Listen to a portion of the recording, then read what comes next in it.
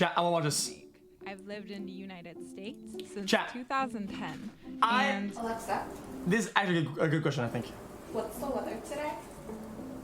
What's time for you? It's 7:47. It's 65 degrees with clear skies and sun.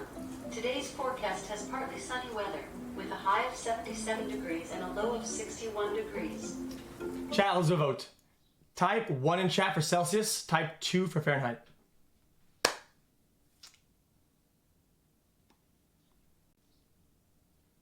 Yeah, Celsius all the fucking way, dude. Fahrenheit is for fucking hunchback cucklords. Dude, what is wrong with you? I still don't understand the use of Fahrenheit. Virtually every country on Earth uses Celsius to measure temperature, but the US still uses Fahrenheit. And for that reason, we at Vox often get comments like these.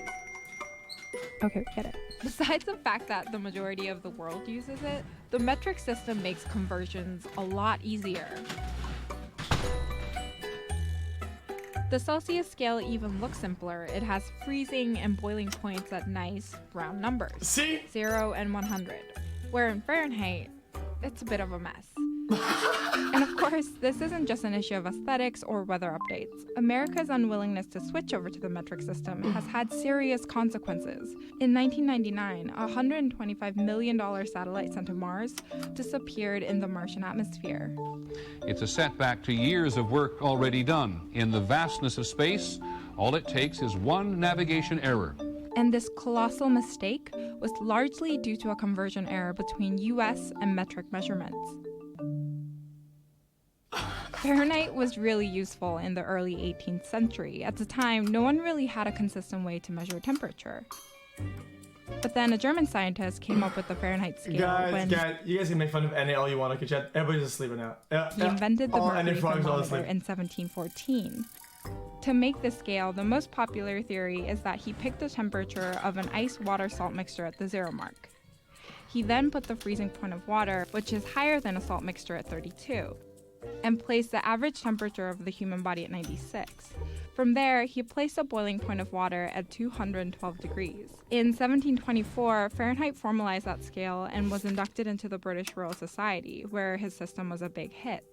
As Britain conquered huge parts of the globe in the 18th and 19th centuries, it brought the Fahrenheit system and other imperial measurements such as feet and ounces along with them. And Fahrenheit became a standard system for the British Empire across the globe. In the meantime, the metric system was gaining popularity. Guys, how much of all this do they still have? All this, they got all those crazy territories, and did they keep? Meantime, the metric system was gaining popularity during the French Revolution. It was put in place to unify the country at the national level. So by the second half of the 20th century, Celsius became popular in many parts of the world, when many English-speaking countries began using the metric system. Even America attempted to switch over. The change would have been good for trade and scientific communications with the rest of the world. So Congress passed the law, the 1975 Metric Conversion Act, which led to the United States... Guys, stop saying you guys get Canada, okay? Listen, guys. The only thing you have is the Queen's head on the fucking, on the 25 cents and the 10 cents. Apart from that, that's about it, that would educate people about the system. This created the only metric highway sign in the US, the Interstate 19 connecting Arizona to Mexico, but it didn't go much further than that. The problem was that unlike the UK, Canada, or Australia, the law made the switch voluntary instead of mandatory. And of course, people resisted the change and the metric board couldn't enforce the conversion. So President Reagan ended up disbanding the board in 1982. The next nudge to Metricate came when the metric system became the preferred measure for American trade and commerce in 1988, but nothing really stuck with the general public, even though bizarre measurements like feet and Fahrenheit are not doing them any favors. Students have to train for 2 sets of measurements, making science education even more difficult. And companies spend extra dollars producing 2 sets of products, one for the US and the other for metric. There's also an argument for public health. According to the CDC, about 3,000 to 4,000 kids are brought to the ER due to unintentional medication overdose every year. And conversion errors for dosage are to blame.